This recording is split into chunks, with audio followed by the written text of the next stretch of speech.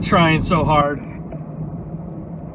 Hey everybody, Coach Brew, another episode of BrewTube. Quit trying so hard. What do you mean, Brew? Great question, glad you asked. So I will give you an example from a coaching client, an entrepreneur, who will remain nameless. And it's said often our greatest strength is also our greatest weakness in life. And here's what I mean by that. His whole kind of MO has always been to outwork people. And he's been all about effort. You know, I'm going to out-effort my competition. I'm just going to try harder. I'm going to care more. And that's going to be not necessarily his unique selling proposition, but his competitive advantage. And as he shared that with me and kind of gave me more of his backstory, I simply said, from what you're describing, that sounds more like your Achilles heel than your competitive advantage. And here's what I mean. He's a little too eager for opportunities and is a little too grateful. And yes, it is possible to be a little too outwardly grateful when prospects or potential clients reach out to him. To the point where everything is a superlative. Oh, I'd be honored to work with you. I'm thrilled. This flatters me. I can't thank you enough. And it's, to a certain extent, over-the-top enthusiasm, but it's also bad positioning. You'd be honored to work with them? They should be honored to work with you. Yeah, it can be a two-way street, but you're positioning yourself as being lucky that they're giving you a chance. When in reality, it should be the flip side. You know, they should feel fortunate they have the opportunity to work with and learn from you. And this person does work in the coaching profession, business coaching. So much of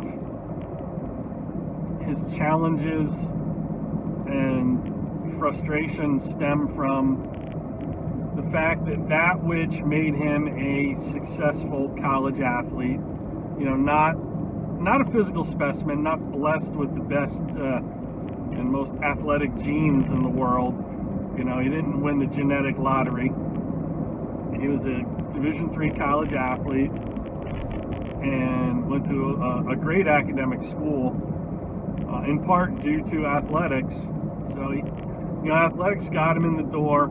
Hard work, enthusiasm, excuse me, trying really hard is what kept him in the door and,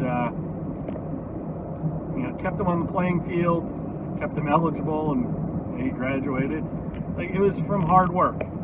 And simply using the work harder, outwork your competition formula, while that might have worked in college, academically speaking,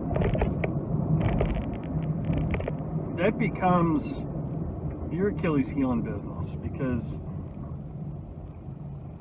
you end up being viewed as, or positioned as, a commodity. There's a dozen of you, a dozen people just like you in your market, or I can find you anywhere, as opposed to being uniquely positioned and people being fortunate to be working with you. You can get paid, for the time you put in business, what your hourly rate is. And people can hire you for that, or they can pay you for being you. And so my message to him is the same message. The message I gave him is the same message I'm giving you now as you're watching this. And that is, instead of trying harder, try softer. What do you mean by trying softer, Brew? Glad you asked that. Trying softer means don't be quite so eager. You know, don't pick up the phone on the first ring, so to speak. Don't respond to the proposal immediately. Don't be so eager, because there's a fine line between eager and appearing desperate and appearing like you're the lucky one. I'm not talking about optics. I'm really talking about, you know, legitimate business practices. Your pipeline, first of all, should be so full that people are fortunate to work with you. There should be a waiting list, as there is for my coaching, and that allows you to be more selective. So there are very few problems in business that can't be solved by a deeper pipeline, you know, by more of a supply and demand issue. So don't be so eager. Try softer, and use the sports analogy, because I don't think he was really getting what I was explaining to him. Is what happens when you try too hard on the field sometimes in a game. You rush things, you press, you make mistakes. You're operating or acting out of desperation. Like if it's late in the game and you're short on time, you're pressing and pressing and pressing, and that doesn't necessarily facilitate a good outcome. You know, there ought to be a calm sense of urgency, but when you press, you're prone to make mistakes. When you press, you're prone to overlook things, like how you're positioned in business. And when you press on the field, as opposed to letting the game come to you, you don't get as good an outcome. You don't get as good a result when you press and push and try and hurry things and rush the process and feel like you're forced to, let's say, you know, create opportunities on offense. They might not be the best opportunities if you're not being selective about them, if you're not being patient and methodical. So let the game come to you, so to speak, in business. Be selective. Be methodical. Know exactly what the right opportunity is and isn't. And if it's not the right opportunity,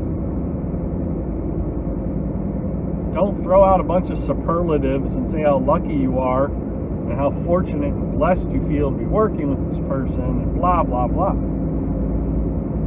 It's someone you shouldn't be working with. If it's not the right opportunity, refer that person to someone where that will be the right opportunity. And a funny thing happens when you do that. When you make that referral to someone who it's a good fit and it's a good opportunity, A, you tend to attract more of the right candidates yourself, and B, there's reciprocity. That person will refer someone who'd be a better fit with you, who might just happen to kind of enter their ecosystem, so to speak, and they realize that's not a good fit, but hey, that'd be a great fit for Bob or whoever. It's not really the person's name, but everybody knows a Bob. Anyway, that's my message to you, is don't press, let the game come to you. You know, in sports and in life and the sport of business, the same thing probably applies for dating. You know, no one likes to meet someone who's overly eager or comes off seeming desperate. So let the game come to you. You'll have a far better result. Trust me. And this has been Coach BrewTube. For more content like this, head on over to CoachBrew.com. That's CoachBRU.com. And you can subscribe to my premium newsletter. Sorry, you can subscribe to my newsletter and get a sample of my premium newsletter. I'm backing up the park right now. I was a little distracted. My apologies. So yeah, go to CoachBrew.com. You'll get a when you subscribe to my newsletter, The Daily Brew, you'll get a special report, 12 ways to double your sales, double your results. And it'll do that for you if you apply the skills. So head on over there, and we'll catch you in the next episode of BrewTube.